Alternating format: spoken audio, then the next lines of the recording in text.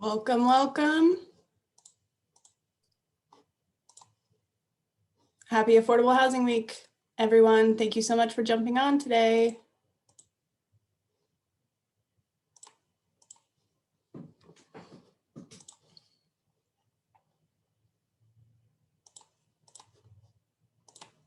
We're waiting a couple minutes to let more folks jump on, and then we will kick off this afternoon's program. I'll put this directions in the chat, but if you want access to closed captioning, just go to the red live button on the top left of your screen and you should get a transcript in like a pop-out window. Thank you, Emma.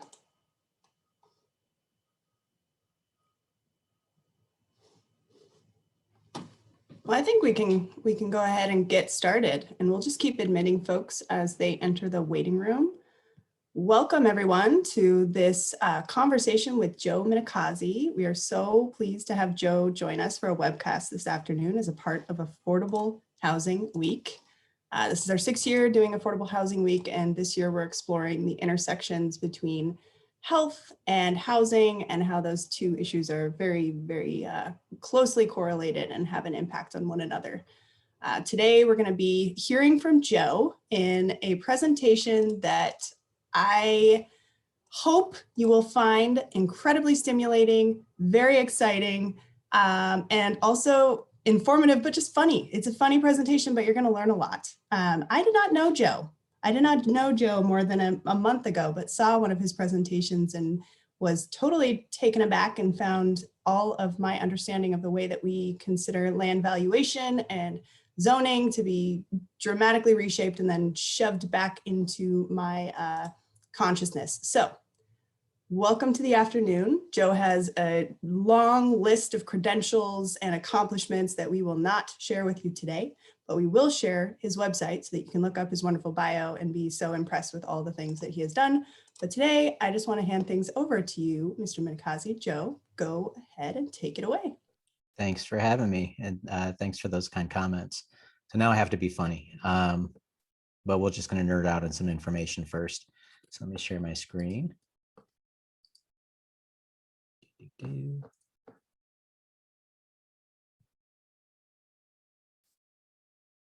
you all see which screen? Am I moving it around right now? Yeah, okay. And you see full screen. Got it. Okay. So we're kind of known for these pretty nerdy models of economics of cities. This is actually Auckland, New Zealand, and the economic productivity of their whole entire city. And you can not only see where downtown is a big kind of nuclear reactor of purple spikes shooting out, but you also see the transit fingers kind of shooting out of the city.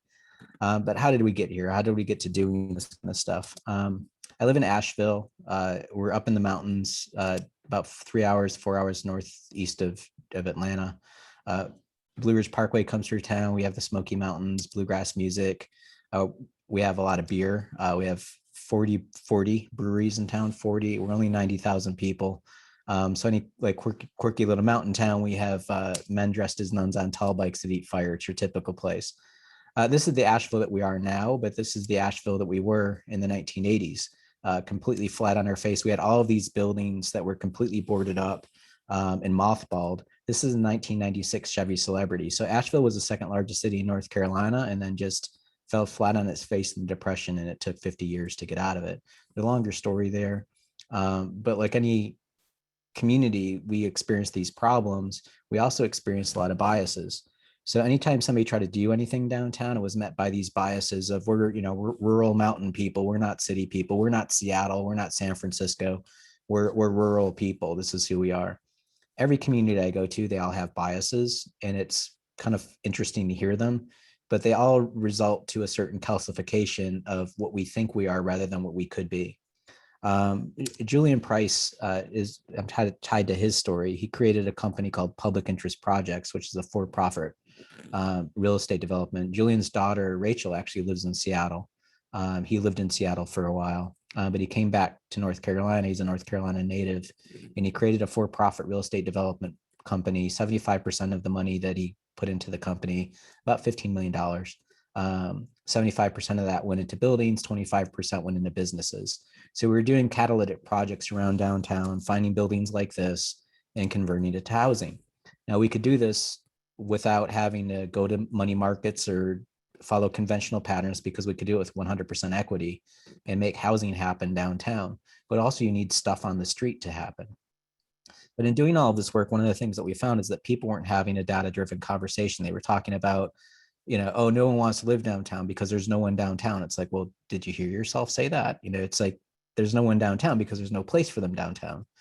But really, we weren't talking about buildings properly. So buildings are essentially parts of a city or on land. And if you talk about other land economics, talk to farmers. Farmers are always talking about water per acre, labor per acre, all of that stuff. So let's talk about a crop. This is one of the buildings that we rehabbed. Ground floor, retail, upper floor, a second floor office, and upper stories residential. So thank you, city, for the garbage can, the bike rack, and 2 benches in the street tree. What is that, $30,000 worth of investment? We took the building from $11 million or $30 million, $300,000, sorry, to $11 million, which is a 3,500% increase in taxes. So that asset in our community just produced 3,500% more wealth on it. The asset didn't change. It's still a fifth of an acre, and it's got a building on it, and it had a building on it, but that wealth grew. So do you have a 401k plan that grows by 3,500%? Go out and buy 3,500% more bike racks. I don't care.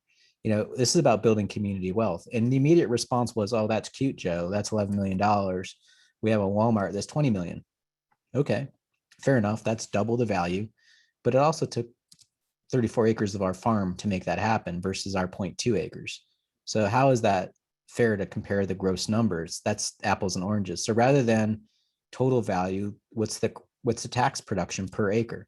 So we're producing 100 times the taxes per acre, double the retail sales. Who would have thought that a furniture store, a tattoo shop, and a beauty salon would be double the tax production and retail sales? But it is. We've got more residents, they've got none. And we also have more jobs.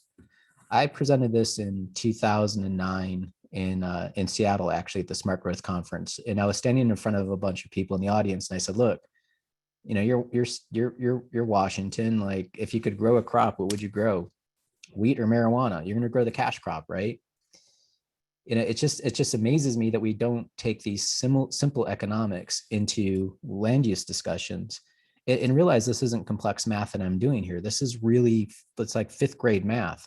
When we talk about cars, do we talk about cars on a miles per tank basis?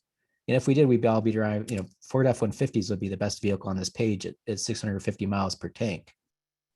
If I were to say that, you all would laugh at me immediately and say, Joe, all the tanks are different sizes.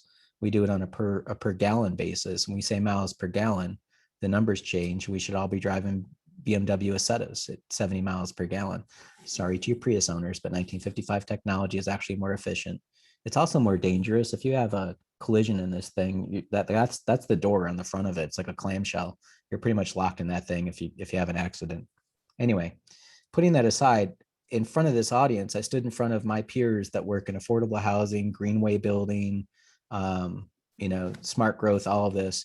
And I had this slide up, and I stood in front of the audience, and I had my hand in the air, and I said, okay, who in this room has read your local tax policies and tax assessment and understand how taxes work? And not a single person raised their hand. Yet here we are in building cities, but we're essentially functionally illiterate on how the tax system operates. If we're choosing not to read this, then we're not going to know the economics of how cities operate. Now, I'm trained as an architect. I like to look at pictures. I'm not going to be straight toward tax policy, but I need to understand it because taxes matter. Taxes pay for stuff. So this is what's going on in our city. In Asheville, our downtown was worth $100 million. We're a $15 million investor in it. Just by fixing up the buildings that were sitting there, this is the value that grew. Now, to show you that it's not all, we didn't get a new building in Asheville downtown until 2008. So all that latent value was sitting there. It just had to be filled up. Now, it's not all love and roses in Asheville. We've got politics. This is this guy, Chris Peterson, complaining about the city spending $26 million on streetscape projects and beautification. Okay, $26 million is a lot of money. Let's do some math. If you invest $26 million on a $100 million asset and it grows to 500 million, is investing 26 and yielding $430 million, is that a good return on investment? Yeah. Why are we listening to Chris? And you're not going to stop Chris. Chris has got like a website with fire and brimstone. I like how the mayor's getting hit in the head with a lightning bolt. Isn't that awesome? I asked her, I said, is that a liquor drink in front of you? And she goes, it should be. People like Chris will go on with their own biases without any substantive data. So put it out there. Chris can't even spell charlatans. He misspelled charlatans. I mean, it's like, what's the information of our cities? And what is a city after all? So our city is a finite boundary of land that has to be managed. The acres that we have are the acres that we have. That's it. King County is a finite boundary of land. King County can't go annex the next county over. So those acres are critically important. And if you look up the word incorporate in the Oxford American Dictionary, it says to constitute a company, a city, or other organization as a legal corporation. So by law, the city of Asheville is a really big real estate development corporation that happens to have a board of directors. And it's your city, your county's incorporated, the state of Washington, the state of North Carolina is incorporated, and our country's incorporated. Joe Biden said this on the Stephen Colbert Show in 2016. The United States is the largest corporation in the world. I'm such a nerd at midnight, I looked it up. If you want to see it, there's the US code at the bottom of the slide that lists us as a federal corporation. It doesn't say that we're a capitalist corporation. We're essentially a social corporation, but it's a corporation nonetheless. So at $14 billion of value, my little city of Asheville, North Carolina is 6 times the value of Ted Turner. Does Ted Turner wake up every single day and just look at Facebook and just make his decisions based off that, or what's trending at the whatever local Asheville politics Facebook site? Of course not. Ted Turner's looking at data to understand what's going on. So we've done these models all across the country. We've done analysis, and taking all of the data, here's what we see as just a trend. For every dollar of county taxes paid per acre by county single family out in the county, the brother or sister inside the prime city is paying about 5 times that to the same county. The Walmart's about $7. The mall's about $9. This is a 2-story building. This could be Durham, North Carolina, Driggs, Idaho, or downtown Dallas. Is 2-story, 3-story, and a 6-story building. As you stack those stories, you see this exponential jump in value production. That's it. When you stack your stories, you're stacking your wealth on the same amount of infrastructure. This is how you build wealth. So conversely, when you do something like a Walmart, it's a cheap, dumb box. I presented at the International Association of Assessing Officers conference. No offense to any assessors that are online tonight. The assessors conference makes a planning conference feel like Burning Man by comparison. It's got to be one of the most square conferences I've ever been to. Assessors are awesome, however, but this guy got up and did this amazing presentation on how cheap Walmarts are. He spent 45 minutes showing spreadsheet after spreadsheet on how cheap Walmarts are. I'm watching this go down and I'm like, wow, this is brilliant. He's got 3,000 assessors in the audience, captive, and he's explaining how to lower his property taxes in one meeting. That's efficient. Good for him. Now, assessors are agnostic. If it's a pile of junk, it's a pile of junk. They can't make more value on it. So that was it was great for them. Now, trained as an urban designer, I'm having a freak out because I'm like, why does no one care that he's basically producing crap in their communities and they're going to give him a tax benefit for it? So I went up to the microphone and I asked Mr. Terrell, I said, Mr. Terrell, what's the useful life of one of your buildings? And he honestly shot back 15, 20 years. We're designing the building to depreciate it as fast as possible. We'll build another building and depreciate it down again. We don't care about the buildings that throw away. That's it. When you build a cheap building, you pay low taxes, period, if you have a property tax system. So it's your corporation. Is that good for you? Is a 15-year commitment good for you? That's the life cycle of a cat. If that's what you want, awesome. But at least make that decision. Sorry to any cat people on the call on the webinar tonight. I'm a dog person. I'm just making a joke about this is the longevity of this type of architecture. Is that good for your portfolio? Are we making that conscious choice? And it sort of blows my mind people don't see this. And we don't see it because a lot of the data is usually not put in front of us in a way that we can understand it. So going to other medical systems, talking about your brain, if I can do a CAT scan of your brain and show you your brainstem activity in blue versus your creative thought process in green, And if I have the technology to do that, do I have the technology to do an economic MRI of your place? And the answer is yes. So this is my county, Buncombe County, 350 square miles. I've got non-taxable in gray here. So it doesn't pay taxes. This is Mount Mitchell State Park. It's the biggest mountain east of the Mississippi. Doesn't pay taxes. I don't care about it. Let's just be crude about it. I've got low value in green, high value in purple, low value. This big purple splotch right here is the Biltmore Estate. That's America's largest house. That one house is worth $100 million. Kind of awesome. But it's really not a fair way of looking at it because that house is also 180,000 square foot house sitting on 8,000 acres of land. It's the biggest gas tank. So rather than total value, let's do value per acre. The map changes. And I'll just show it to you in 3D. Does anybody want to guess where downtown Asheville might possibly be? It's the big purple thing. Now, if we're all paying 6 mils as our tax based countywide, where's the county getting all of its money? Now, I got friends that live out in Fairview and they think they're paying a lot of taxes because their relative frame of reference might be their cousins who live out at Hickory Nut Gap or something like that.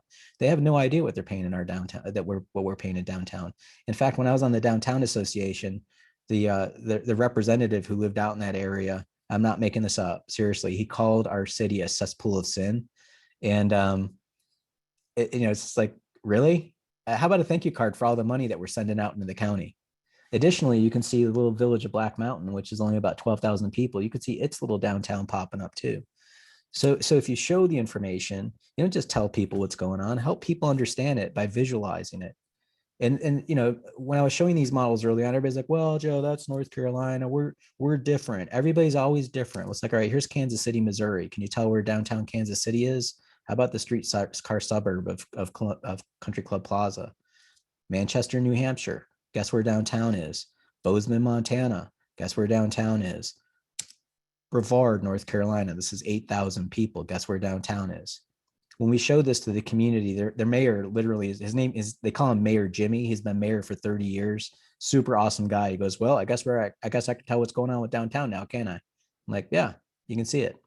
What about retail? Retail matters in Washington. This is Minneapolis, Hennepin County. You can see downtown Minneapolis. We ran their retail model. When my analyst was working on it, Josh McCarty, I was like, hey, Josh, here's Mall of America. So that's a monolithically retail environment. That's the biggest mall in the country. This is retail production. I'm like, where's downtown? He's like, oh, it's up over here. So there's downtown Minneapolis's retail production. Here's Mall of America. Why wouldn't you put the stuff on a map to see its relative position to understand what's going on? And understand this is all geospatial analysis. This joke only works for people over the age of 35. I know that. So I'm going to still use it anyway because I like the joke. It's geospatial analysis. And also realize that not all retail is the same either. So we worked in Colorado. Cities in Colorado run more off retail tax than property tax. Counties get all the property taxes. So this is Durango's property tax model. So the county should be all over making downtown happen. Look at downtown and its productivity and property taxes. And South Durango is the strip. That's where the mall, the Home Depot, the Walmart, all that's kind of in the South Durango strip. So here's the retail production. Downtown's still winning. Total production, jobs. Do you see a trend? So we had a couple of business owners that wanted an apples to apples comparison. So they shared their books with us. So this is Tim and Peter. Tim has a coffee shop, but for some reason he sells all this kind of kitchen equipment stuff. Entrepreneurs are funny people. They do weird things. And Peter is a bookstore owner, but he likes talking about honey. And the two of them gave us all their books. We compared them against Walmart. We pulled Walmart's annual report off their stock market disclosures. But here's the footprint difference. Here's the county property taxes. So that we could just measure straight off the property tax rolls. Who would have thought that two one-story retail businesses on Main Street are, 15 times the productivity of the Walmart? 7 times the property tax production. Would you have thought that? And then how many more times the jobs? Okay, this is one level of economics. Let's ask the second level of economics. Who's paying the retail sector employees more per hour? Is it the blue side or the gray side? Probably the blue side. It might be a nickel more or a dime more per hour, but it's going to be more because small businesses do that because they generally know the people they hire. Their families probably know each other. Now let's ask the next level of economics. Who's hiring the local website designer, the local ad executive, the local accountant, the local attorney? Is it the blue side or the gray side? It's the blue side. Now, this isn't default Walmart. Again, don't hate the player, hate the game. And it's our fault for not asking the questions. Walmart's just showing us the path of least resistance. They can eliminate all those extra costs so they can pay their shareholders more revenue. We don't have those options as small businesses in our communities. So be aware of that. And it just blows my mind that people just don't know where their money's made. It's like, you got to look at the numbers. I like that joke too. Okay. Another criticism I get is, Joe, you just want skyscrapers everywhere. You just want big buildings. And the answer is no. I just want you to do math on this stuff. This is the Skinny House in Boston. It's 10 feet wide. It's $62 million an acre of value. Those are, by the way, the interior shots are from its Zillow ad. Somebody just bought this building. This building here is super awesome. This little 7-foot wide house right here was built as a dollhouse for the girls that lived in this house right here. And when the girls got old enough, one of them moved out of the house, the other one moved into the dollhouse and stayed there. And it's been there ever since. It's $65 million an acre or $64 million an acre. It's smaller than a smart car. The whole lot is 356 square feet. Do you know how many cities this is illegal in because we have minimum lot sizes? Like, why would you do that to yourself? Some people are okay with small houses. Make some diversity, like these small houses. This is Georgetown. That townhouse on the right here, this is 819 square feet. It's like an 8-foot wide townhouse. It's producing $68 million an acre of value. And also, this kind of small building thing is not just housing. You can do mixed use buildings. This is a mixed use building that's on a 634 square foot lot, producing $57 million an acre of value. There is an old pattern that we have in cities that we just have to remember, that we've extinguished with zoning codes and all sorts of bureaucracy, and we're not letting the market produce the stuff that actually builds us wealth. And just to show you that I'm not just showing all antique cities from the East Coast, this is Rancho Cucamonga, this little garage apartment that's 915 square feet is pulling $14 million of value per acre. Again, this housing stock can produce wealth for you if you allow it to happen. The other bias that we get from people is like, we've got plenty of money. We don't need to do this stuff. We're good. I'll show you Lancaster, California, which is up and over the mountain from Los Angeles. This is Lancaster. Here's Los Angeles. They're not doing so well as an economic level. This is their community. They've got one building that's over 4 stories in their downtown. You can kind of see it in the model. It's pretty obvious. But the thing that really kind of struck me is they have 953 miles of roads. I don't know if you know that that's a big deal, but it is. They actually basically have enough roads to go from Los Angeles to Portland. So when a city builds roads or a developer builds roads and gives them to the city, guess what? That becomes a future liability that every 50 years you have to rebuild. So every 50 years you have to rebuild a road from Lancaster to Portland. Would you vote to do that? But city after city, we've allowed ourselves to grow this pattern without ever thinking through the long-term consequences. And here's another flaw in government. I don't know if you all know this, but if you read the municipal standards of finance for cities, that cities list roads, cities and counties list roads as assets. Did y'all know that? When I was talking to the finance officers, I'm like, we were working on this one project. I was like, Lori, look, if I've got a computer, it's an asset for my business. Or if I had a delivery vehicle, or if I had a piece of real estate like a hot dog stand, all of those are assets. I can sell the computer, the truck, or the real estate. Can you sell a road? Can Lafayette, Louisiana pick up a road and sell it to Baton Rouge? Can Lancaster sell a road to Los Angeles? No, that's a liability. And she's like, but our CAFR standards. I'm like, I don't care about your standards. We're not going to follow your standards. We're going to follow how you actually function to show you what's happening. So here's when all the roads got built. This is their roads as a timeline. So their great grandparents went on a little road building spree in early 1900s. Then everybody went to sleep until World War II. And you can't help but notice what their grandparents built in 1953, all of those lane miles in one cycle. So guess what? That comes back with the first rebuild in 1983, and it hits your parents with this huge tax bill. That's pretty horrendous. Most communities, when they're hit with a huge capital expense of rebuilding all of this stuff, they have to go out and find more taxes. So either annex more land or they do new development, which makes more roads come with that. So this comes back with the second rebuild and brings along with it the new stuff that they let out in 1983. So we stopped them in 2016 and said, this is your build rebuild cycle of what you currently own. This is your carrying costs of what you own. So we can look back in time and see that that first wave looks really stupid. In hindsight, we can say that was pretty dumb. And then we went ahead and doubled down on it because we convinced ourselves, this is who we are, Joe. We're not Europeans. We all have cars. That's society. This is the market. All right, well, you've just doubled down on your expenditures and now you're starting to capitalize and get it bigger and bigger. Now, remember, I didn't add another road to this since 2016, and notice how it's capitalizing on itself. And this is just in net present value. I'm not even adding inflation to this. This is the problem that every American city is going through because of what we did, not last year or the year before, but we put into the ground in the 50s and 60s that is now coming home to roost right now. So flushing their money into the system and showing them where they run out of money, we just made a map. So they run out of money 50% of the way through their road system. You can't make more money. It's just that they're constricted at this point. And as we talk about the economics of cities, we have to realize that there's been a habit that we're now dealing with our attitude of somebody else is going to solve this problem. Somebody else is going to do this, whatever. Well, guess what? We don't have that option anymore. I understand this is super depressing. There are ways out of this.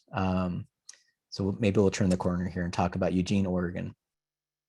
This is Eugene's revenue model. You can see where downtown is.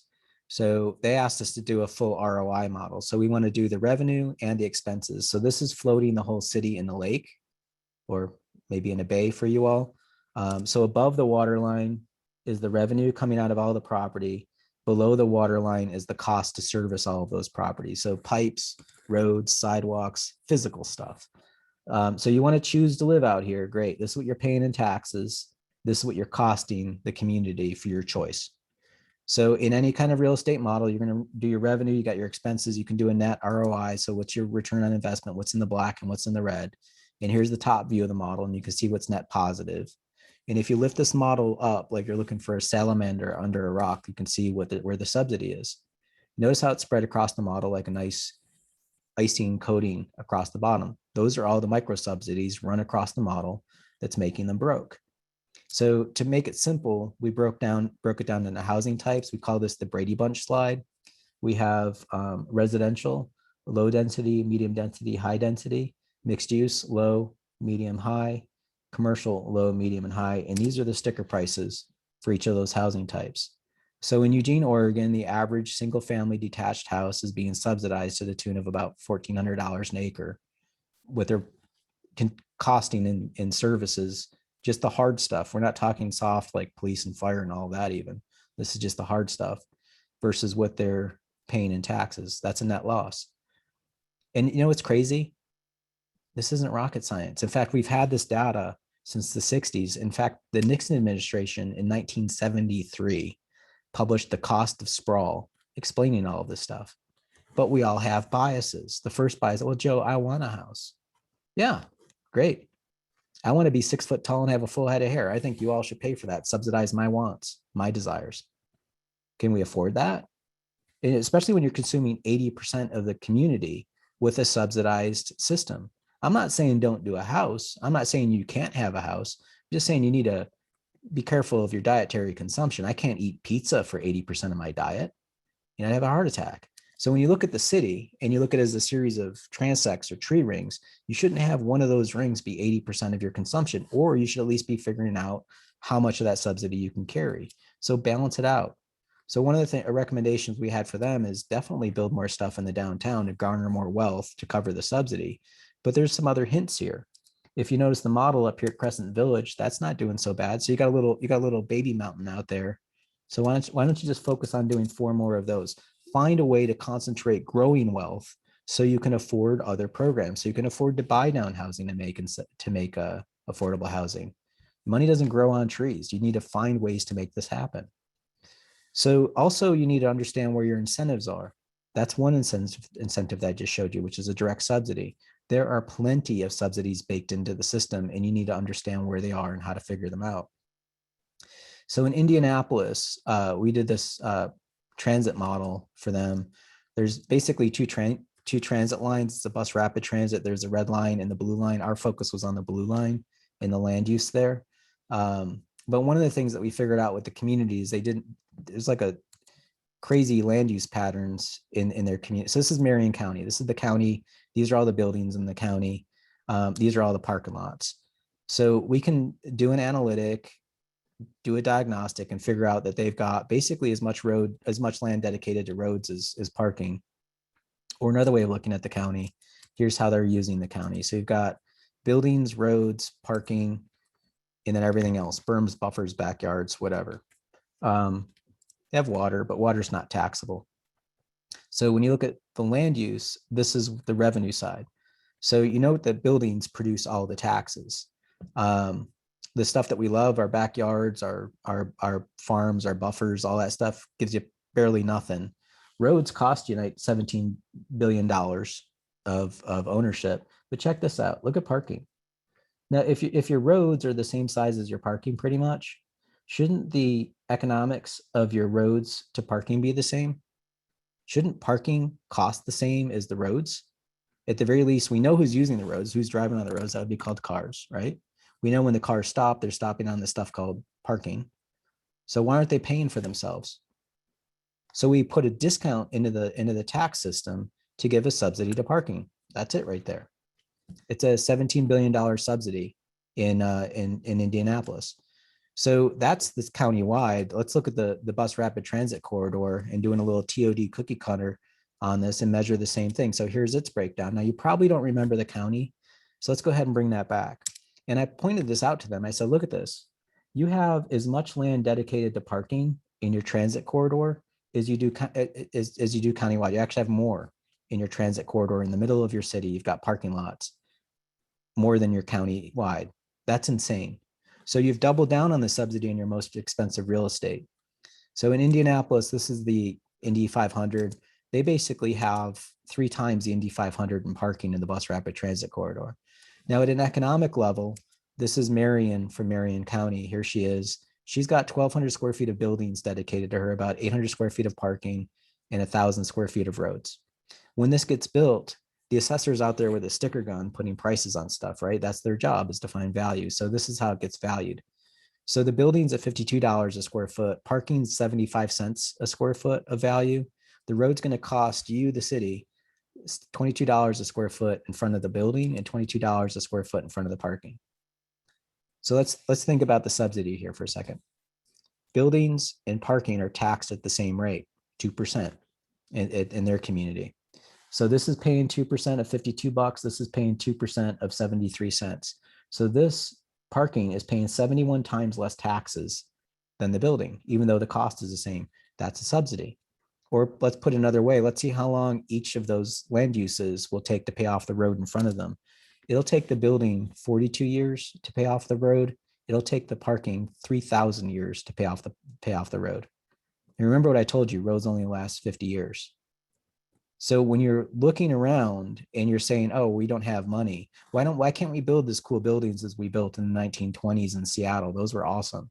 Well, it's because we didn't carry all of this expensive infrastructure. And who's using it? So the thing that blew my mind is these are the households with no cars, households with 1 car, households with 2 cars, and households with 3 cars. The data is there.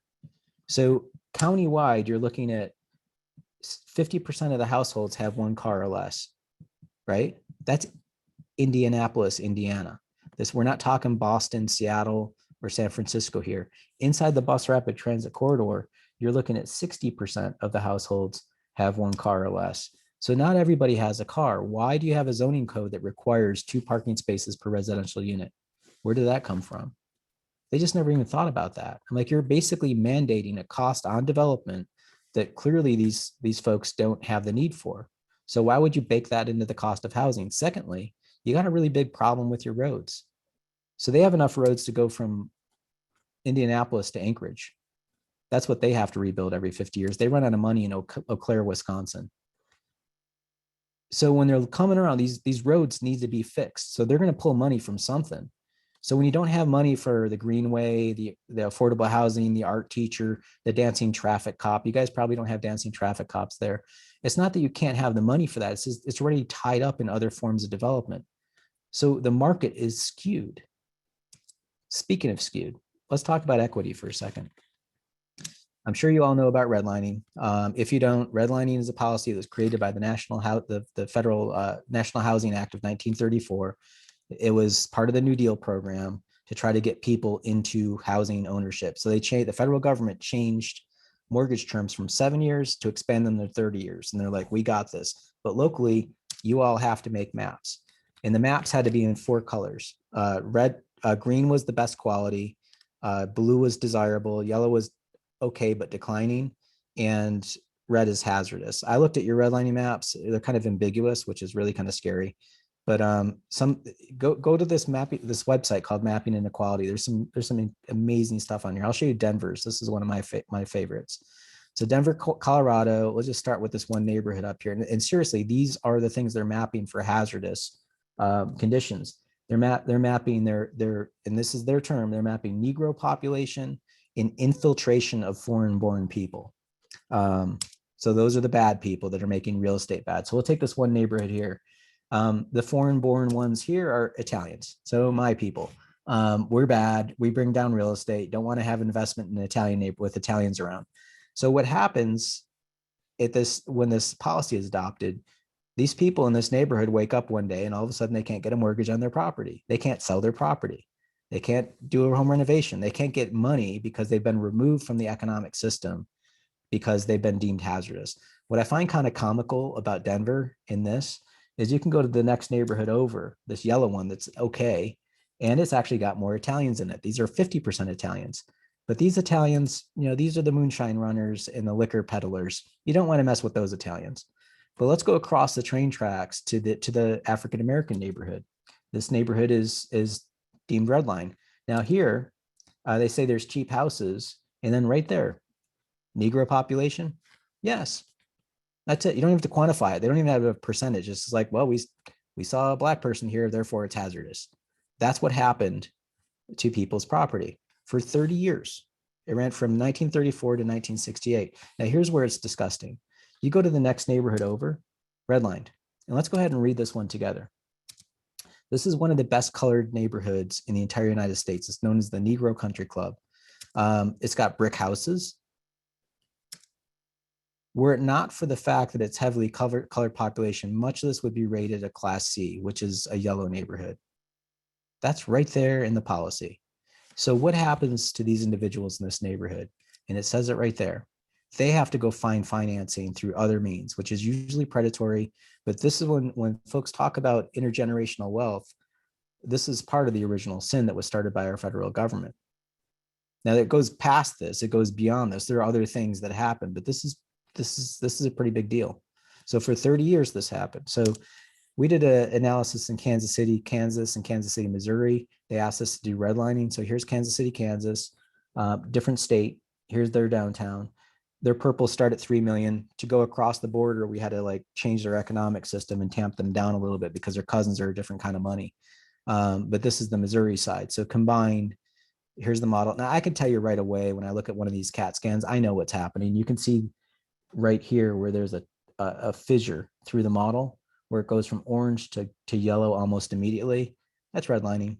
In fact, when you drop the red line map, you can see where it is. So I dropped a red line on the map. That's Troost Avenue. That's the dividing line in town. So east of Troost, you can see is predominantly red and yellowed. And west of Troost, you get the greens and blues. So we dropped this map onto a racial map today of racial makeup. And you can see that African Americans, which are colored green, are still trapped in those neighborhoods. And you see white people in blue on the neighborhoods that weren't redlined. Okay, this is all emotional. This is a depressing story to see. What's the economic condition of how do you measure this? So if your family can't find equity in a house, can't sell a house, you're involved in different predatory systems, usually the house starts to decline and fall down. So we're going to be looking for vacancies, lost parcels, no buildings. And so you see a high correlation of vacant land in redline neighborhoods. So, okay, city, you want to ignore this problem, but realize you're paying for that street, the pipe, the water, the garbage truck, all that stuff still goes by that property. You have very little taxes that come out of it. So it's costing you anyway, whether you like it or not. In Kansas City, Kansas, you're looking at 3 square miles of vacant property that's serviced. And in Missouri, it's even worse. It's like 7 square miles. To give you an idea of scale, this white square right there, that's Gladstone, Missouri. That's 20,000 people. This square equals 20,000 people worth of opportunity. So don't tell me you can't do anything. And secondly, guess what, city? It's costing you if you don't do anything. Your inaction has a tremendous effect today. This is the Redline map tapestried over our economic model. And you can see the value per acre haircut that each district takes as you go down the grade. Whether you like it or not, you're still damaged due to this policy. So until you identify that and address it, you have to talk about it to move forward. On the Kansas side, it's even worse. So these folks are actually great. They're like, look, we want to deal with this and we want to grab this and handle it. So drilling into one neighborhood, this is the Quindaro neighborhood, which has an incredible history. These are all the vacant parcels. These are all the people that are left in the community. They're just tax delinquent. They're just like, screw it. And who could blame them? I wouldn't pay my taxes if this is how I was treated. So in this neighborhood, there are 732 vacant lots, pulling an average value of $400 a lot. That's nothing.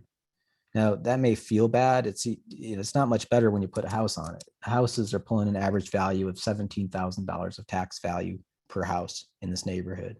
Now, before you get depressed about that, that's actually a good sign because that's 40 times more than vacant. So this is your way out. Get some houses built. So to drive the point home, we went back in time to the Redline data, pulled the original values of the houses and said, what if we just hit the delete button on redlining and say it never happened? And just put the houses back and just let them pay taxes over time. What did you throw away because you wanted to follow racist policies? So we could run the numbers on that. 732 lots, net present value of what they are and taxable value, just back of the envelope, you're looking at $30 million of lost opportunity. So when I was presenting to the community, I said to them, I said, look, your great grandparents were racist. They followed racist policies and that's a fact. So let's move past that. To turn this around, you need 18 houses to turn this around. Basically, your great grandparents wrote a check for $30 million and just flushed it down the toilet. And to turn it around, you need 18 houses. Start there, and understand and acknowledge the fact that that's what you spent to be racist in this one neighborhood. What was it county? What was it citywide? But if you try to get 18 houses, y'all work in housing, you know what's going to happen. That a house is going to cost at least $180,000. The bank's going to go, whoa, we're not going to underwrite that mortgage in a neighborhood that the taxable value is 17,000, right? That's what the bank's going to say. Is that racist? I think so. You wouldn't be in this economic position if it weren't for the original sin of redlining. So but acknowledge that the market has biases. You're not going to change banks' behaviors. But what you can do as a community is you can do a bond for 18 houses, reach in your general fund for 18 houses, find a local builder in the neighborhood, or find somebody to teach them to be a builder. So you can build a business in your community, but you have to turn this around. And as I go through this story, every community, there's like, well, Joe, that's fine. We stopped that. We're better than that now. No, you're not. I'll show you some examples. These are some of my favorites. This is South Florida. Palm Beach County. I used to work down there. They love their millionaires down there. This is the newspaper. Once a year, they do a list of, these are all the millionaires that produce a lot of taxes. And these are actually their tax bills. We pulled the properties from the article. So this house in the upper left here is paying $1 million in property taxes. It's a 58,000 square foot mansion on the ocean. It has a separate red and white wine tasting rooms. I don't know what they do for a blush or a champagne. They must go on a lanai or something. This is 2 mansions on their mansion. They've got a mansion on both sides of the street because we all need that. You don't need to be in the same mansion with your partner. You need them across the street. This mansion has a golf course on the ocean. Why not? These are impressive tax bills. But you know me, I'm an apples to apples guy. Let's do it on a per acre basis. So let's rearrange them based on potency. So the smallest mansion is actually the most potent. The golf course mansion is the least potent. And the double mansion is in the middle of the pack. Okay, let's go from the 1%ers down to the schlubs like us, the multi-dollar mansions. I don't know if there's any 1%ers here in the affordable housing seminar, but I'm just taking a guess. So this is middle market down to low wealth in Palm Beach County. These are their tax bills. But again, this isn't a fair way of looking at it because this isn't showing you relative productivity. So this is per acre. So you'll notice this house over here. This is a shotgun house in one of the low wealth African-American neighborhoods. She's kicking out about $32,000 of taxes per acre. This guy here in the middle of the pack at 77,000. Let's take him and go back to the golf course one. He's actually more productive. He doesn't have an ocean view. He doesn't have a golf course. He doesn't even have a yard. His jacuzzi's in this parking space. And also what's awesome is he doesn't even have a street. He's on the oldest block in Palm Beach County. And they have this thing called Mango Promenade, which is literally a sidewalk through the center of the block. So he's got low infrastructure overhead. That's productive. Now let's talk about these things, townhouses, which are, I know that you all are doing them, but in a lot of communities, these are illegal. These are their tax bills. These are their productivity. $400,000 value of taxes per acre out of the one on the right, which is more productive than the double mansion. It's just math. I used to stop there, but I've been adding stuff to my show, and like I couldn't resist. I grabbed this guy's mansion. Rest in peace, Rush Limbaugh. But this is his mansion and his taxes per acre. So let's look at his tax bill. This is right in the data. He has a market value of 56 million. His taxable value is 29 million. So he gets a 50% haircut from his market value to his taxable value, right? Tax policy. Let's grab her. What do you think her haircut is? Do you think that's even fair in any remote sense? She doesn't even get 1%. And I show this to people, and they're just like, well, that can't be right. I'm like, did you ever read your tax policies before? This is perfectly legal. The other thing that's insane about that is, if this isn't insane enough, at $32,000 of taxes per acre, she's actually more tax productive than Mar-a-Lago, the president's winter White House. The Mar-a-Lago is a private club. People pay $200,000 a year to be part of. It's got a hotel facility on it. How is she more productive? I know, it's Florida. Everyone's crazy down in Florida. You're not crazy. Maybe you are. This is was it Medina? I was talking with Holly about this, and I'm like, oh my God, look at that. She's like, how did you see that? I'm like Ahab of real estate. I can spot a whale when like a mile away. Look at this house. It's insane. I mean, just look at this thing.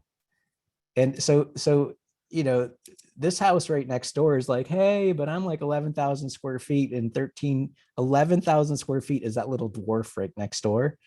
This house is a 2-bedroom, 38,000 square foot house pulling $42 million of total value. That's impressive. Oh yeah, by the way, it's got a tram to get down to the boat slip because you don't want to like walk down a staircase with your $42 million 2-bedroom house. Let that wash over you for a second.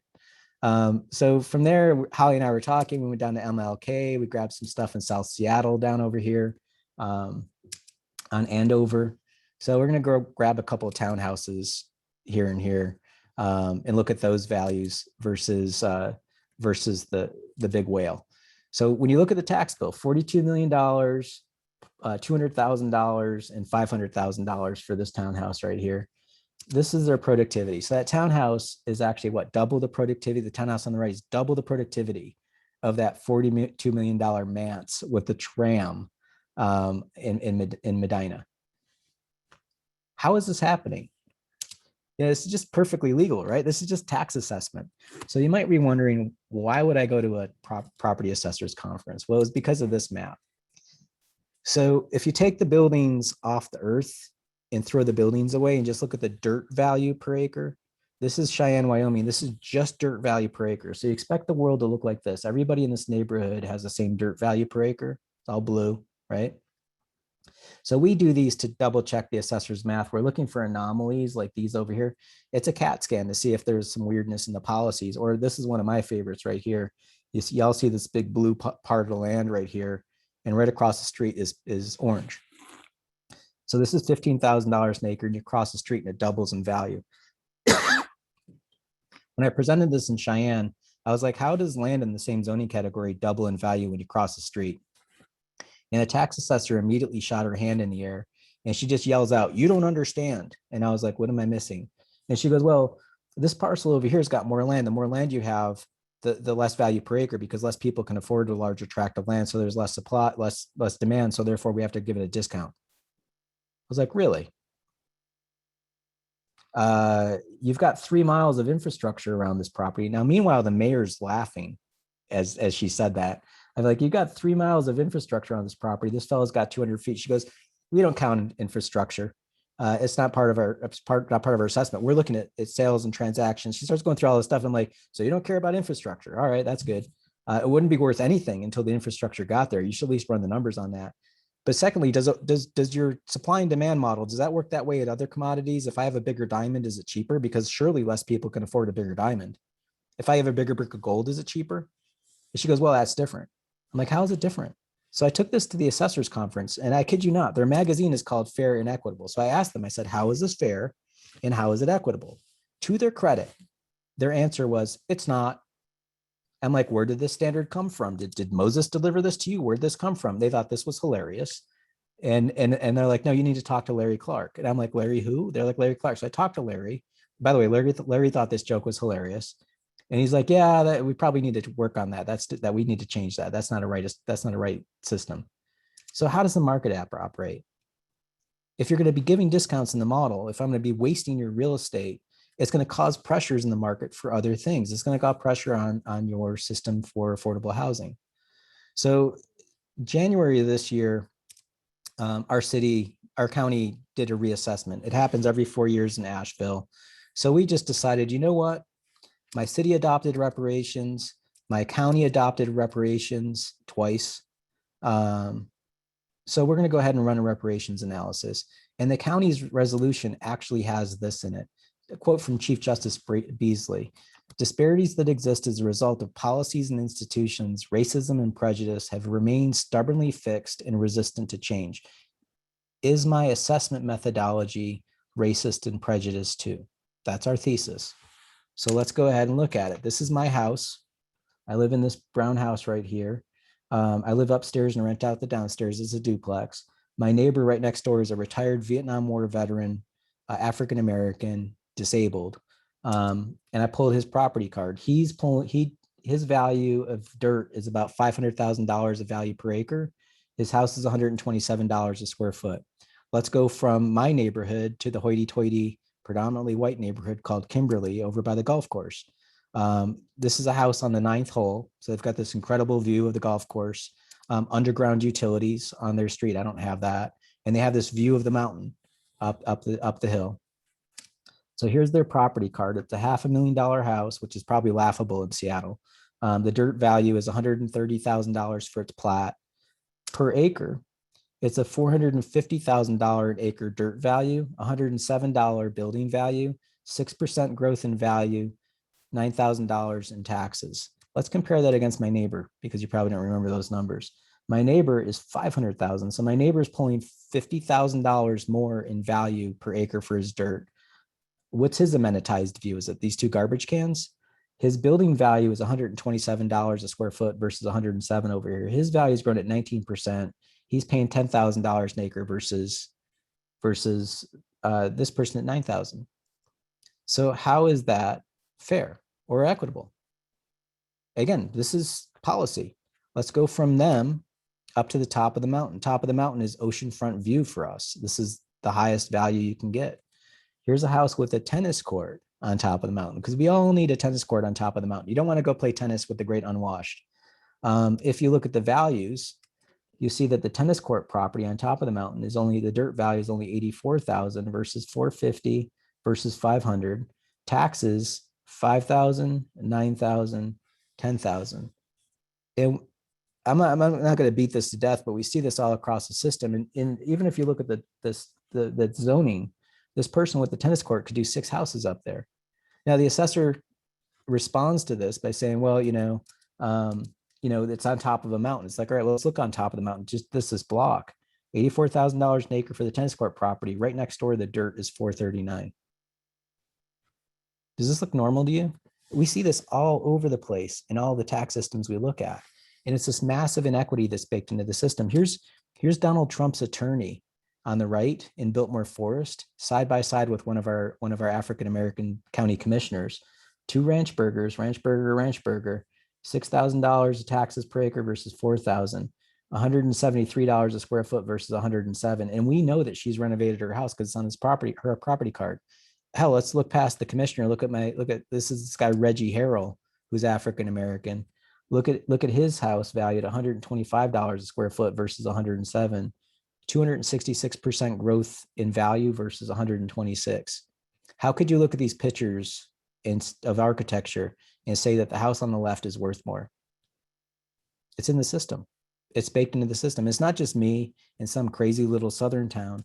The New York Times did an article on this, and I can send you all the link to it. But basically, there's a professor of city economics in Chicago that ran an analytic, and what they figured out is that in the house sales, the bottom 10% of value of houses are being cranked up at a higher value than the highest 10% of houses. We call these a J curve. It's the same J curves pretty much in every city and county, and they did this across the whole country, and those are the numbers. So we ran ours, and this is our J curve. So basically, if you buy a house in Asheville or Buncombe County for $225,000, you win the lottery, because you're good, because your assessed value is your same as your purchase price. If you buy a house less than that, you get a penalty in your assessment. You actually get assessed more than your purchase price. Apparently, your purchase price doesn't equate to being in the market when you're low wealth. When you buy a higher end house, you get a discount. Isn't that super awesome? So knowing that we matched Dr. Berry's analysis, we took it to the next level and said, oh, if that works that way with the sales price, what happens when it gets reassessed? And sure enough, the same rules and the same biases are in the system. This is my house and how it's been jacked up over time. Each of these circles is the reassessment period. So I'm even being jacked up between assessment periods. But this is our housing stock broken down by quintile, countywide. The lowest 20% of housing is growing at 300% of value. The highest 20% of housing value is only growing at 138%. So is gentrification happening because of purchases, or is gentrification baked into our assessment methodology with biases to drive up property values on lower wealth individuals? I would say yes. So here's the thing that's really crummy. We're Appalachia. We don't have tech businesses and Boeing the way that you do. We're poor. So our median income is only growing at 36%, but check out our housing prices. You think you have a housing problem? This is total value. You know where it's even worse? This is dirt. The dirt under the lowest value houses are growing at 700%. The dirt in the rich neighborhoods is only growing 150%. How is this remotely fair? So this is how it charts out. I'm going to go ahead and skip ahead. We made models to show the assessment. This is the models of dirt change with the buildings change on top of it. You find crazy stuff all over the place. I'll just give you one example. This is my office. If we were all just like walk across the highway into my neighborhood over here, this is where I live. Look what's going on with the dirt value change in the neighborhood. And it makes no sense that it's just going to shoot up in this one little area right there. So here's what's going on. Just two properties side by side on the same damn street, in the same damn neighborhood. They're the properties. This one here is the dirt's shooting up the tall spike right next door across the property line. The dirt's doing this. So you're seeing a 2% change versus a 216% change right across the property line in the dirt change. I showed this to the assessor.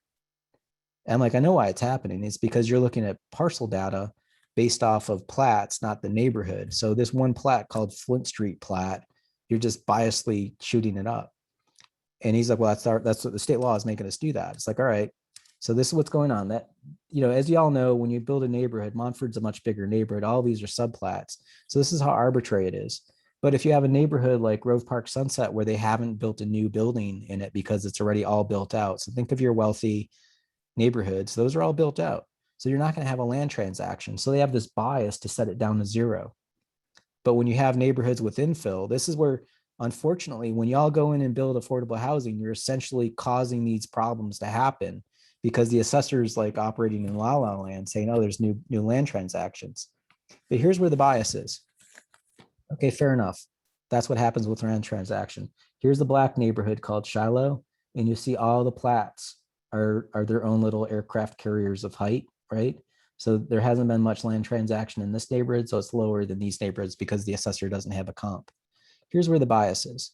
Let's cross the road and go over to Biltmore Forest, which is one of the wealthiest white neighborhoods in the entire eastern seaboard, basically. This is where Donald Trump's attorney lives. The people that own the Vanderbilt mansion live in here. You can clearly see in this green area, there's been 2 dirt sales in here, but they didn't bother to adjust everybody else's dirt in the model. Only that happens in the low wealth neighborhoods. So this is a bias in the system that I would find is not fair, nor is it equitable. So this is just to show you a sample at a smaller micro level. This is the village of Black Mountain with its little wealthy enclave called Montreat. Notice how the dirt doesn't change in Montreat, because apparently no one wants to like stir up rich people and raise their taxes. And this is if you put a building on it. So what does this mean for our housing stock? What does this mean for trying to solve problems of affordable housing? Well, here's where it hurts. These are all of our people in households in their annual household income per household. So we've got a bunch of people that are dirt poor. They're making less than $10,000 per household. Again, we're Appalachia. We have people at 14,000. These are all of our households break down by income. This is the housing stock that these folks can afford. So people that are making $10,000 a year in household can afford about a $60,000 house or a trailer they can afford. So you can see that there's less housing stock than the people that need them. That's a problem. You see it here, here, here. Now, to be fair, you also see that at the high end over here, right? But people that have means can go shopping on down the chain here. They can buy houses of less value because they have the money. People of lower means, can they go shopping upward? No. The other problem that we have is we're a resort town. So we have a whole bunch of people that are just taking housing out of the market because they live in Florida or Georgia or whatever. That's the white stuff, just extracted from the market. So all of these people are exacting our real estate. So we don't have a place to live. And the thing is, my city's not even tracking this stuff. My county's not even tracking this stuff. And where it's nefarious, and you all probably know this, of all of those white parcels, 1 in 5 of those parcels is owned by an institutional investor, like a teacher's pension fund or a hospital pension fund. So we're playing chess and the market is playing, or we're playing checkers and the market's playing chess. We are not asking the deeper questions, and we're playing in our own biases, not looking at these systems and how they add up in totality to cause problems. And where the rubber meets the road, these are the households that are white and black. Let's just look black and white. So blue are African Americans, green are white folks. And this is how the housing breaks down in my community. And you see the majority of African American ownership is between $70,000 and $90,000 houses. The majority of white is between 100 and 150. Let's go back to that J curve and let's apply that against ownership. So the majority of African American households are in the penalty zone. 2.4% of African American households get a gift, while 17% of white households do. Is my tax system racist? It's certainly looking that way. So if we're not looking at this tax system in totality with housing, we're essentially flying with blinders on. We could apply this against our redlining map and see that the redline neighborhoods are grossly, disproportionately growing beyond the green and the blue neighborhoods. You can see Shiloh at 31% versus Biltmore Forest at 12%. How is this remotely fair? And so we just broke it down. Here's 2 neighborhoods, a white neighborhood, 90% white, 2 blocks away from a 56% white neighborhood here. 2 blocks away, look at the dirt growth versus the dirt growth over here. A 4% growth in dirt here, a 54% growth in dirt here. This is Biltmore Forest versus Shiloh. Look at the dirt growth in Shiloh versus the dirt growth in Biltmore Forest. Look at the building growth in Shiloh. Apparently there's some great building stock in there that needs to grow it. The buildings are growing at what, 32% versus 6%. No one wants mansions. Just look at this chart. How can you say that this is fair? So question to you all. Is the property valuation system racist and classist? I would argue yes. And I don't think that we're alone in this in Montgomery County. I think this is a national problem because we just haven't asked these questions. So just to close, we call this method geoaccounting. And like your accountant doesn't care if you buy a boat, right? Your accountant cares if you can afford a boat. But your accountant wants to see the numbers. So look at the numbers, do the math, and be agnostic about it. Our view is to put these models on the math on a model and just look at it and just don't judge until you see the information. A lot of the work that we do, we've done in collaboration with Strong Towns. If this is new to you, I highly recommend this book by Chuck. It's actually right here on my bookcase. Chuck's awesome. He's looking at the cost side on the streets and infrastructure. And thank you for letting me do some math here. I hope this wasn't too depressing. And we're open for questions. Everybody breathing in and breathing out, doing a lot of processing right now. Thank you so much, Joe. I know that was a fire hose, but I see some virtual hand clapping, but I do know there are 2 questions in the chat box. If you have a question also, and you don't want to type it out, just use your little raise hand option because this is your chance to pick Joe's brain.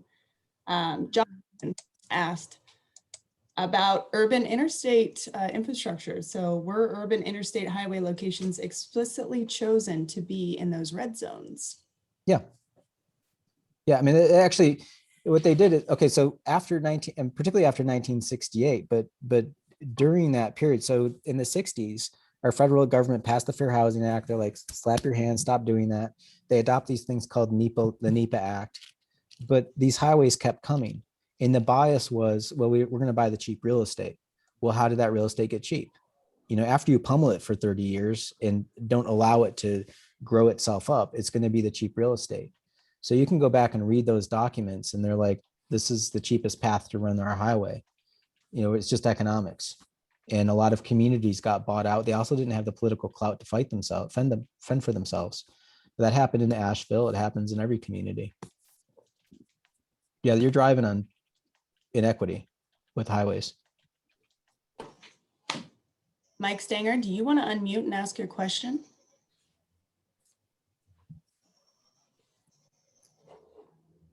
Here's your shot. Oh, okay. Hi, Joe. I've seen 3 of your presentations now in the last 2 days and enjoyed every one of them. Hope they're all different. Well, not that much different, but that's okay. It takes a couple viewings to observe it. But I just wondered if you've done something similar with rental housing properties and maybe looking at rent prices along with it, and you know, what has that shown you? We haven't interrogated rent per se, but you know, when we do these models, renter properties are it's all the real estate is there. It's paying taxes, right? Like I mentioned earlier, I have a duplex, so I have a renter beneath me. My tax bill is folded into the cost of the whole property, so we both have to pay it. You know, it's not like I'm magically going to go, oh, I'm going to cover all the costs of my building and just, you know, I charge really low rent by Asheville standards. I have a $1 a square foot full utilities. And my tenant has a 1,600 square foot 1-bedroom apartment. It's actually pretty awesome. And I choose to charge below market rents, just my own personal choice. It's not subsidized. But again, if we had the data on rental rates and rental income, I would argue that for rentals, short-term rentals, any kind of thing that's an income property, that the property assessor needs to be taxing it as an income property. And if there's people of low wealth that are living in those units, they should be given a rebate. You know, don't as the property owners, like I'm getting a house paid for by rent. So I should be charged as an income property, at least for half my property. I'm living in the other half. But when you look at most state laws, they do actually say that income property should be charged at income rates. So we should know more about the rental on properties so that we could tax it appropriately. I ran the number. Actually, let me show you something. We have time, right? I can share my screen again. because I kind of skipped over it in the slideshow.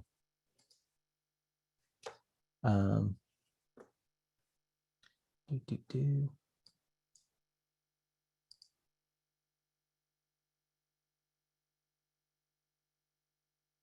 Here you are. So if you want to have some fun, I mean, you know, get yourself a beer or a glass of wine or a nice tea or something, and read your state tax laws. They're kind of fun. So this is out of our tax system. You know, again, remember, we're within a day's drive of half of the United States population. Asheville is a really big tourist town. It's kind of like Bellingham or something like that. When you read this is of page 20 of the 655 page assessor's document that our assessor produced, where he's like, well, single family housing is residential. It's not usually income. It's like, well, that's a pretty biased statement there. It's like, we can have a lot of single family housing that is income producing property. Let's put that aside and look at the state law. So for state law, number one is dirt, number two is building. So in determining the true value of a building or other improvements, consider its location, construction, age, cost, adaptability for residential, commercial, industrial, or other uses, past income, probable future income, and any other factors that affect its value. So I would argue that if somebody buys a house in Seattle from China or wherever and just kind of holds on to it as a cash cow, then that is an income producing property. It happens to have a renter in it, but it's still an income property. So you should be checking its revenue. So in Asheville, STRs, short-term rentals, are listed as residential. It's like, we can find these on a map. Here's a VRBO, here's a house, here it is on the mountain. This thing, we know it's rent. There it is, $1,000 a night to stay in that house. When you look at the property card, it lists it as a residential property, which is silly because it's a hotel, right? There's not a resident living there. Those are people that come up and spend a weekend here. But running the numbers against my neighbor, this is what's insane. It's only a 14% change in value. In value, my neighbor's is growing it more. The dirt value, would you consider this view of Chun's Cove an amenitized view? I would. The dirt value is 91,000 versus my neighbor at 500,000. But I just want to ran it at 70% occupancy at $1,000 a night, and that's low for Asheville. Asheville's occupancy is about 80%. That's $250,000 they're pulling a revenue off here. So I would argue that that's an income producing property. They could float a $3.2 million mortgage off that. And again, use the assessor standards. Here's the assessor's document where they say commercial property is income, right? Should be checking the income off of it, not its sales. So we have to decouple the housing stock that's treated as a commercial commodity and treat it for what it is. And then I would offer a rebate to someone of low wealth because the property owner is just going to pass the taxes on down to the renter. That's how it's going to get covered. We're going to penalize the renter. So let's find a way to remove that burden and penalty from those that can least afford it, but at least do the math on this stuff. But yeah, it's right on the property card. This is somebody from Florida right there. Boom. Why wouldn't you do that? If you can come up and buy a house in my community and cash flow it, I wouldn't say that they're stupid for doing it. They're just following the money. But for us to just ignore this is unbelievably silly.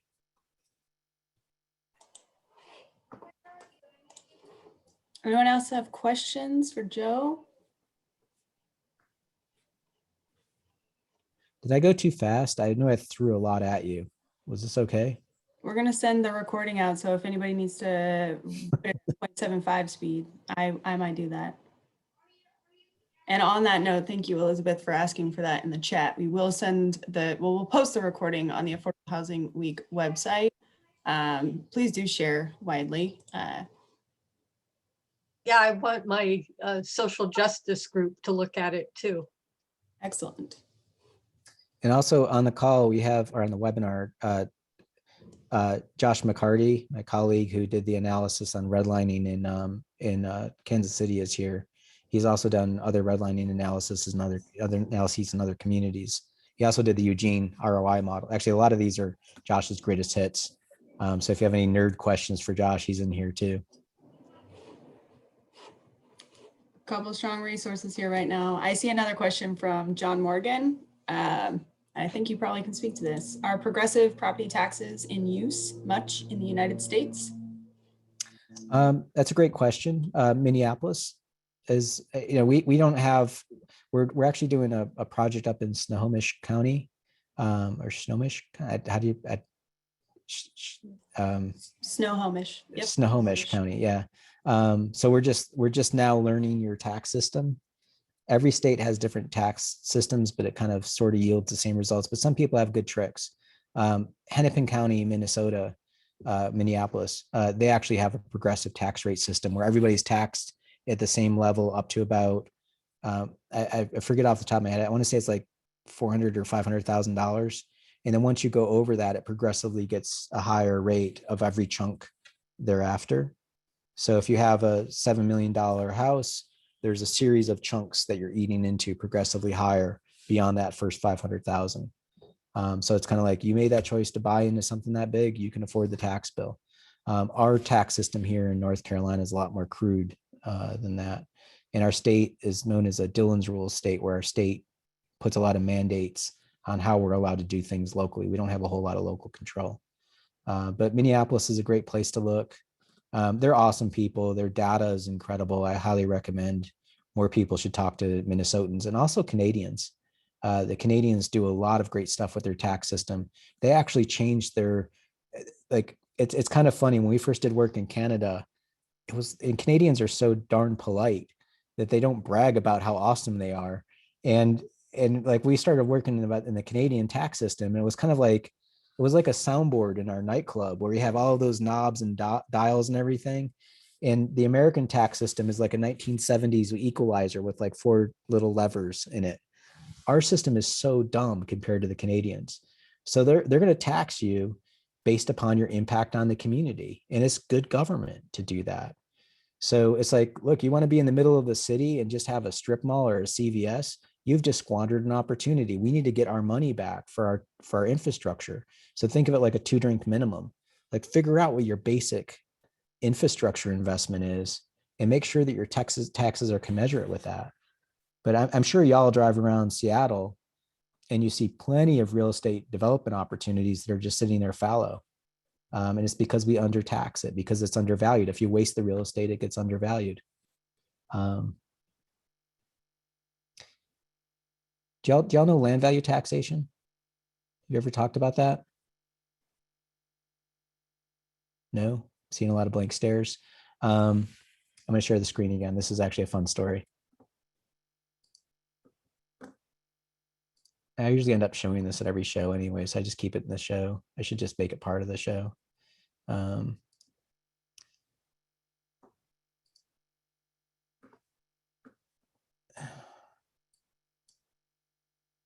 So Henry George was a tax economist from the 1800s who promoted this stuff called land value taxation.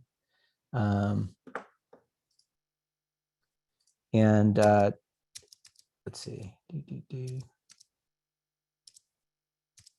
So land value taxation, the concept behind it was that don't tax on how you improve the property, tax on its locational advantage. So you should have a high land value tax and a modest improvement tax. Think of it this way. If you have a wooden house and somebody builds a stone house right next door, a stone house doesn't indicate that you're wealthy. It just indicates that you bought it you built a more expensive house.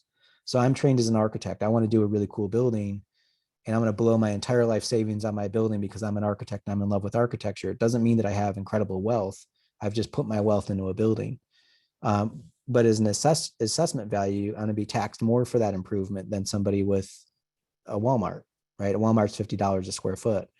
So Henry George is like, look, and on top of that, it's even unfair if you're just speculating on land. So think about being the Copleys. They stepped off the Mayflower. They're in Boston. They have access to all this real estate and they just sit on it. So they're, just by the luck of the draw that they got there first, they become incredibly wealthy people and they can sit on that land forever and just pass it on down to their kids. Meanwhile, think about the late 1800s. And if you think we're having a housing crisis now, could you imagine what was going on with all of the immigrant population that was coming into the community in the country in the late 1800s? This is where you see tenements, all the inhospitable living. It's because there was such land pressure. So Henry George thought that was patently unfair. He's like, let's just tax people that are wasting real estate. And then they'll end up having a higher carrying cost. so that we have more revenue to pay for the externalities that they're putting in the system. Or they'll start to realize the carrying cost and they'll dump their real estate into the market, which will drive the value down because there'll be more land access so we can produce more housing or whatever. Real simple economics. It actually spread like wildfire through the country. There were actually conferences on Henry George called Georgist taxes or land value tax. Elizabeth Maggie Phillips was a Georgist. She's super awesome. She's got incredible eyebrows. I think she like painted them on with like a tar brush or something. But she realized adults are too set in their ways, that it's too difficult. So she invented a board game to teach us Georgist policies. Does it look familiar to you all? It's Monopoly. So she taught us what? Location is important, land assembly is critical, and when you put a building on it, you win. Yet somehow we forgot all of these lessons. So at a basic level, this is what's in my mind. If we could just think like Maggie, we'll see the problems in our community. We'll see that wasted real estate opportunity, and we'll see the economic flaws. And I would argue that we need to bring this idea back at a state level. So I don't know if you have the enabling legislation in Washington to at least allow for this. Pennsylvania allows for it, in Vermont, but I would argue that every state should at least enable their community to choose this pattern of assessment if they wanted to. Just get more tools out there so that we can handle our own communities better. Okay, I think Tina has the question of the night, which is the probing question of, have you seen assessors or state code change anything based on these fabulous studies and data that you brought forward? Yeah, actually, the funniest one was, the reason why I know Vermont is that I did this presentation, and there was this guy, Paul, and he's like, oh, we need to talk to Senator so-and-so about getting state enabling legislation. So he just like walks across the room to this guy, Paul, or Tom or whoever. It turns out the guy was a senator. And then I was doing this presentation and I showed it again, and I was in the room with all of the people at the conference. And it was a housing conference in over near where Dartmouth is in New Hampshire. It's right on the New Hampshire. It's called White River Junction, Vermont.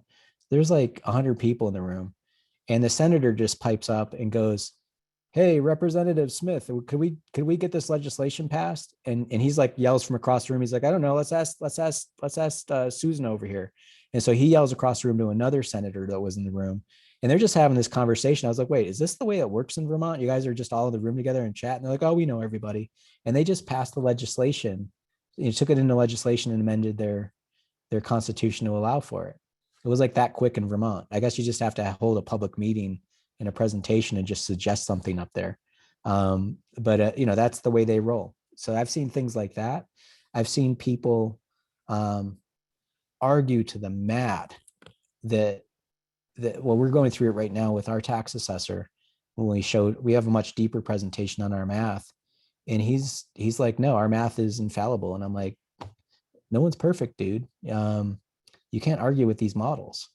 So I don't know what's going to happen politically, but it's probably not going to go well. But I don't care. This is my community, and I'm going to put the information out there. As an activist, I stand behind our work. We all live here, except for Josh. Josh actually lives in Portland. But we care about this stuff. So this is what we do for our entertainment here in Asheville. But I also know the politics of this town. Even though we've passed these reparations resolutions, I want to hold them accountable to actually act on it. So I'm doing my part. Doesn't mean anything to pass a resolution and say, "Oh, we apologize for other people's behavior." It's like, no, I want to see your behavior held accountable too. Thank you for that. Anybody else before we let Joe go and enjoy the rest of all of our Friday evenings? Well, thank you all for inviting me. I hope this is entertaining. It's and a little different. Yeah, and you've got it on video.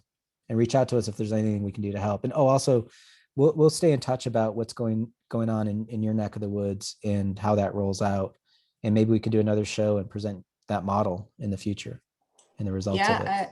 Absolutely. I see Chris dropped their contact in the chat with Hasco up in Snohomish County. Thank you so much. Let's stay connected. And Joe, yes, thank you. Closed out the work week for Affordable Housing Week for us. So Chris is in here. Awesome. Yeah. Yeah. Everyone have a fabulous weekend, and thank you again for joining us. Well, thank you. Take care.